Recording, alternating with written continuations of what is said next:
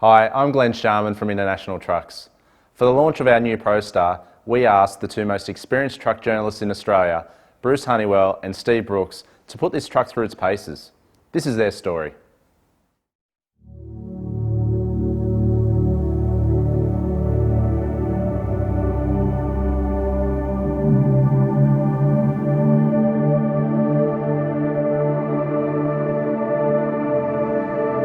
My name is Bruce Honeywill and I've been driving and writing about trucks for more than 30 years. My mate is Steve Brooks and he's been writing about trucks for even longer. When the opportunity came up to spend a week with the first Australian International ProStar, of course, we said yes.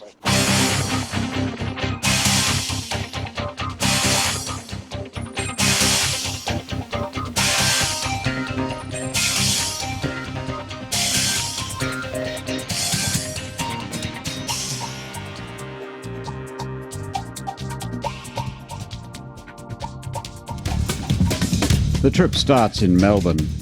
We check the truck for the planned 2,500 kilometre test drive. In your honest opinion, is this a good truck to start a new chapter for International, the ProStar? Yeah, well, it's a proven truck, plus it's got a really good base.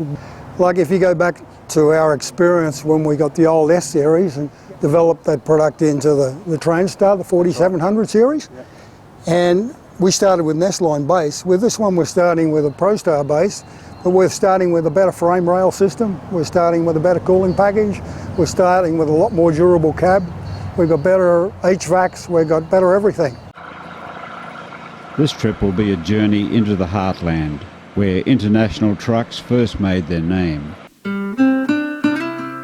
The end of the Second World War saw International Harvester Australia building trucks, tractors and farm machinery, equipment that became the foundation of agricultural development through the 1950s and beyond.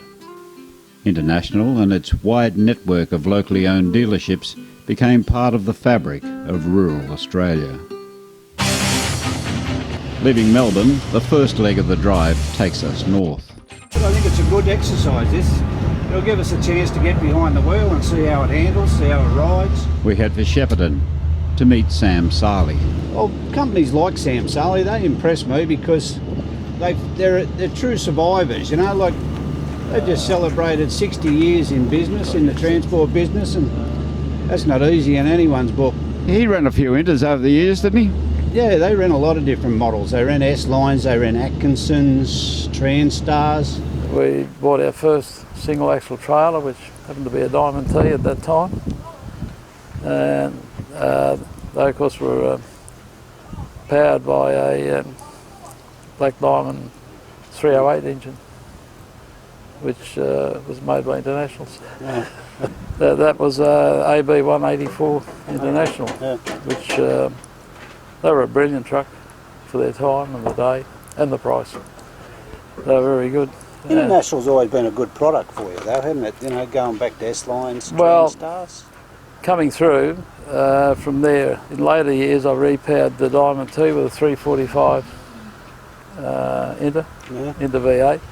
We had an Acco with an Inter 345 V8 in it. We had an excellent run out of those.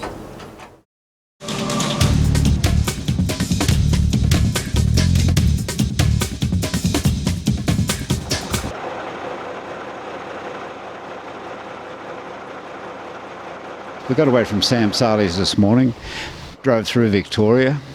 Everything seemed to be going all right. I don't think anything could be going better, Bruce, to be quite honest with you. The truck's doing everything right.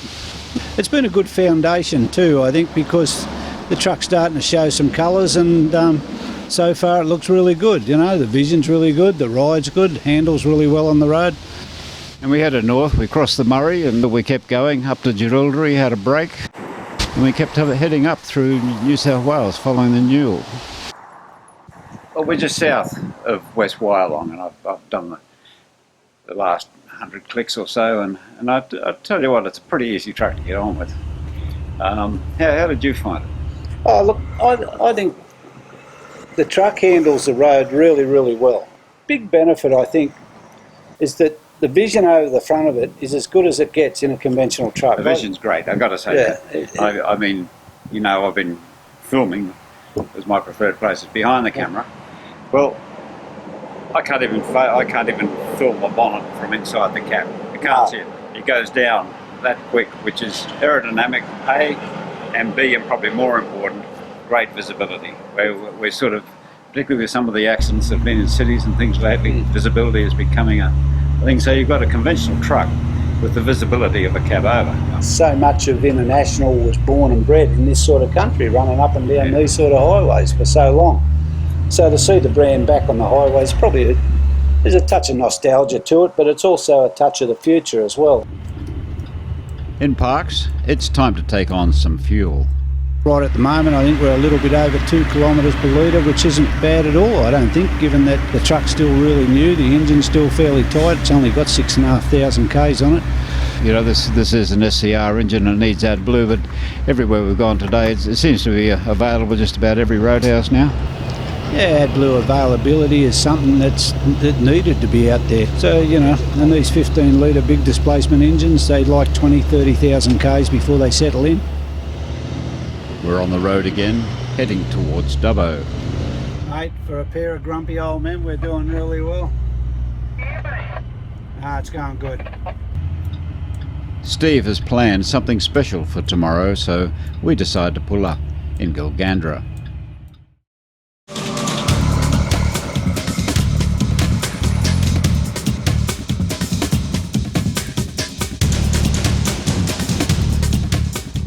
One of the really good things about this cab, I think, is that even though it's a relatively short bumper to back a cab, still got a good sleeper, but the beauty of it is you can stand up in this. I'm nearly 6 foot tall and I can just get out of the seat and stand straight up. Over the Castlereagh and deep into the Murray catchment, we head northwest into farming country.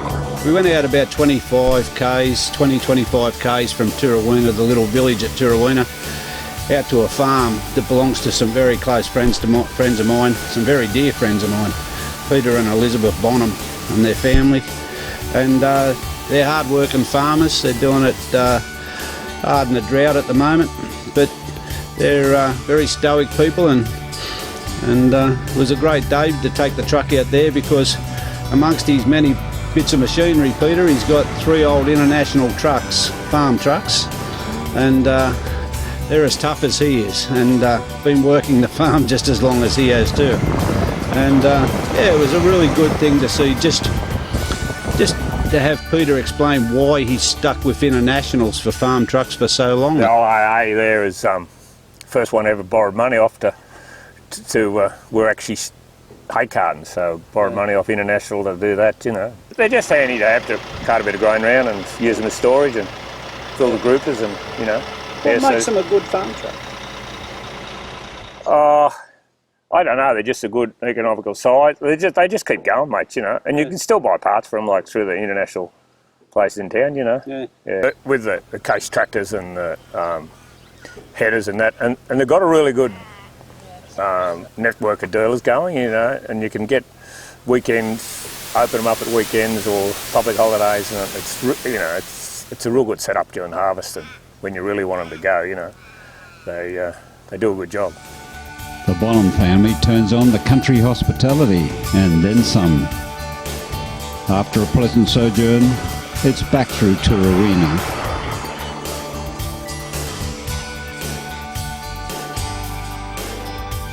In the distance lie the rugged escarpments of the Warrumbungle Ranges. We return through Gilgandra and with a change of course, head west towards Cobar.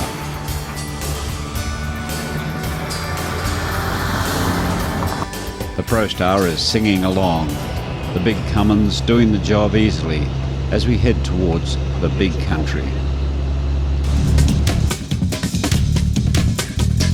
Westward ho, a driver change at Emdale Roadhouse. It's the Cummins ISX E5, no secrets about that. This being the SCR version of the 15 litre engine as opposed to the EGR. First thing you notice is it's a lot cleaner engine in many ways. There's less complexity about it.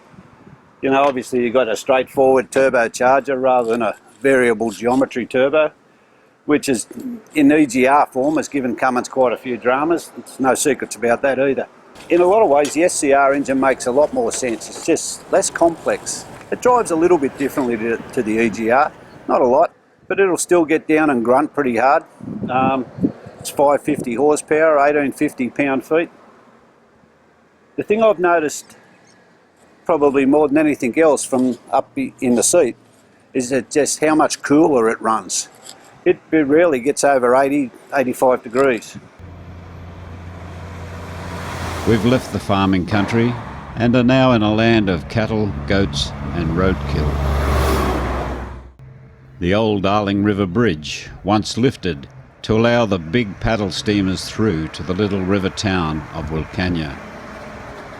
Today road transport has taken over from the paddle wheelers, and the river is only a memory of what it once was. We drive through the afternoon and make the mining town of Broken Hill for a night camp.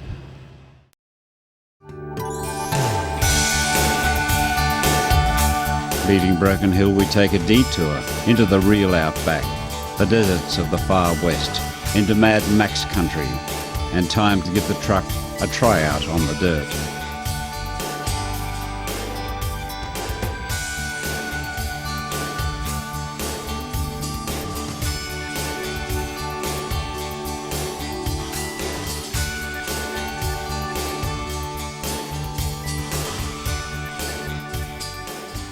The little old mining town of Silverton has been the location for many outback movies.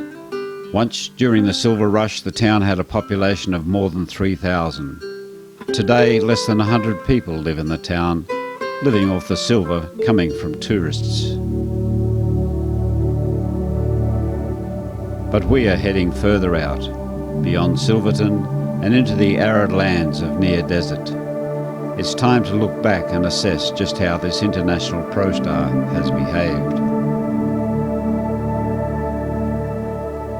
The truck has done everything I thought it would do. We've seen a lot of country.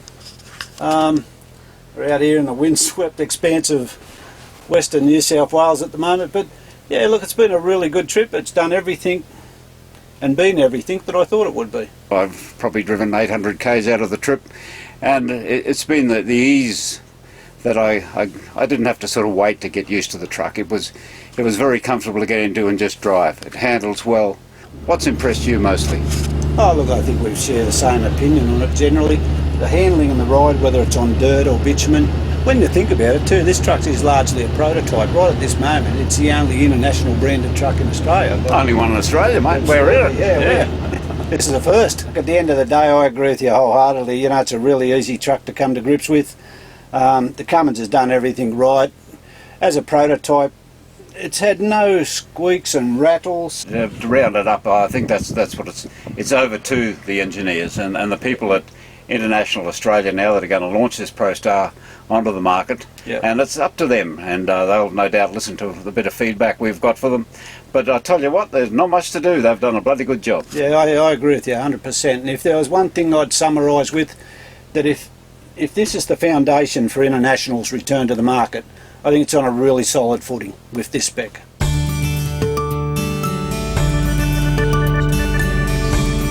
Our week with the ProStar is all but over.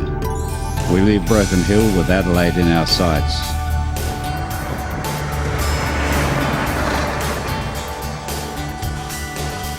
Across the border, and an easy day driving, and by late afternoon into the madness of urban traffic. In the congestion of Jepps Cross, it's hard to believe that only this morning we are still in the desert. It's been quite a week.